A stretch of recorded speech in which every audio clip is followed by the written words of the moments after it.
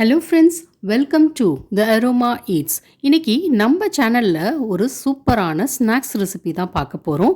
அது என்னன்னு பார்த்தீங்கன்னா காலிஃப்ளவர் ஸ்டீக். காலிஃப்ளவரை இந்த மாதிரி பெரிய ஸ்லைஸாக வந்து கட் பண்ணி அதில் மசாலாலாம் போட்டு அதை பேக் பண்ணலாம், இல்லை ஃப்ரை பண்ணலாம். இதில் சீஸ்லாம் வந்து நிறைய போடுறதுனால குழந்தைங்க வந்து ரொம்ப விரும்பி சாப்பிடுவாங்க.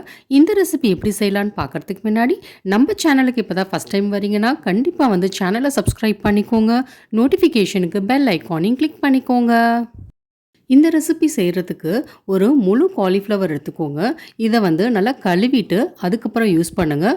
இந்த மாதிரி பெரிய ஸ்லைஸாக வந்து கட் பண்ணணும். நம்மளுக்கு பெரிய ஸ்லைஸ் வந்து நடுவில் இருந்தால் கிடைக்கும். அது ஒரு பீஸாகவும் இருக்கலாம், 2 பீஸாகவும் இருக்கலாம். பாருங்கள், இந்த மாதிரி ட்ரீ ஷேப்பில் தான் இருக்கும். பார்க்கவே எவ்வளோ அழகாக இருக்குன்னு பாருங்கள். மீதி உள்ள குட்டி பீஸையும் வந்து இந்த மாதிரி குட்டி குட்டி ஸ்லைஸாக கட் பண்ணிக்கோங்க. அடுத்து இதுக்கு மசாலா ரெடி பண்ணிடலாம். அதுக்கு ஒரு பவுலில் வந்து ஒரு வெங்காயம் சின்ன சின்னதாக நறுக்குனது, அப்புறம் எண்ணெய் வந்து 1 டேபிள் ஸ்பூன் எடுத்துக்கோங்க. சில்லி பவுடர் வந்து 1 டேபிள் ஸ்பூனு, கொத்தமல்லி பவுடரு 2 டேபிள் ஸ்பூனு, அப்புறம் சோம்புத்தூள் 1 டீஸ்பூனு, மஞ்சத்தூள் 1 டீஸ்பூனு, அப்புறம் இஞ்சி பூண்டு பேஸ்ட்டு 1 டீஸ்பூனு, அப்புறம் உப்பு தேவையான அளவு, oregano 1 teaspoon, chilli flakes 1/2 teaspoon. இதெல்லாம் சேர்த்து நல்லா கலந்து விட்டுக்கோங்க. இது ட்ரையாக இருக்கிறதுனால 2 டேபிள் ஸ்பூன் அளவு தண்ணி சேர்க்கலாம். அதுக்கு பதிலாக ஆயில் கூட சேர்த்துக்கலாம். அதுவும் வந்து நல்லா தான் இருக்கும். இப்போ இதெல்லாம் நல்லா கலந்து விட்டுக்கோங்க. அவ்வளோதான், நம்மளோட மசாலா ரெடி ஆகிடுச்சு. இப்போ பேக்கிங் ட்ரே வந்து ரெடி பண்ணிடலாம். அதில் வந்து எண்ணெய் வந்து அப்ளை பண்ணிவிட்டு அதுக்கப்புறம் இந்த காலிஃப்ளவர் நம்ம கட் பண்ணி வச்சுருக்கோம்ல பெரிய பீஸு, அதை எடுத்துகிட்டு அதில் வந்து இந்த நம்ம ரெடி பண்ணி வச்சுருந்த மசாலா வந்து இதில் வந்து நல்லா மிக்ஸ் பண்ணிக்கோங்க.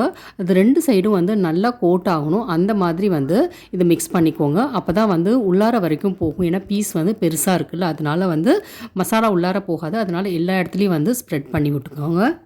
இதே மாதிரி எல்லா குட்டி பீஸையும் வந்து மசாலா தடவி ரெடி பண்ணி வச்சுக்கோங்க. இதை ஒரு 1/2 மணி நேரம் மேரினேட் பண்ணிக்கலாம். அடுத்து ஓவன் வந்து ப்ரீஹீட் பண்ணிடலாம். அது வந்து ஒரு 5 நிமிஷம் 200 டிகிரி செல்சியஸில் ப்ரீஹீட் பண்ணிடலாம். இதை வந்து ஒரு 10 நிமிஷம் வந்து நம்ம 200 டிகிரி செல்சியஸில் பேக் பண்ணலாம். இதை பேக் பண்ண வேண்டாம் அப்படின்னா ஆயில்லையும் வந்து நம்ம ஷாலோ ஃப்ரை பண்ணலாம். பாருங்கள், இந்த மாதிரி கொஞ்சம் ஆயில், தேவையான ஆயில் வச்சு நம்ம ஃப்ரை பண்ணி எடுத்துக்கலாம். பாருங்கள், பார்க்கவே வந்து எவ்வளோ சூப்பராக இருக்குன்னு. இதுக்கு மேலே தேவையான அளவு திருகின சீஸ் போட்டு இன்னும் ஒரு 2 மினிட்ஸ் வந்து பேக் பண்ணிங்கன்னா சூப்பராக இருக்கும். இதுக்கு மேலே கொஞ்சம் பெப்பர் தூவிக்கலாம்.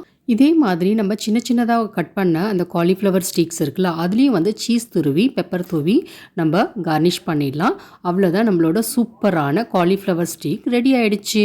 இந்த ரெசிபி உங்களுக்கு பிடிச்சிருந்துச்சுன்னா லைக் பண்ணுங்கள், உங்கள் ஃப்ரெண்ட்ஸ் அண்ட் ஃபேமிலியோட ஷேர் பண்ணுங்கள்.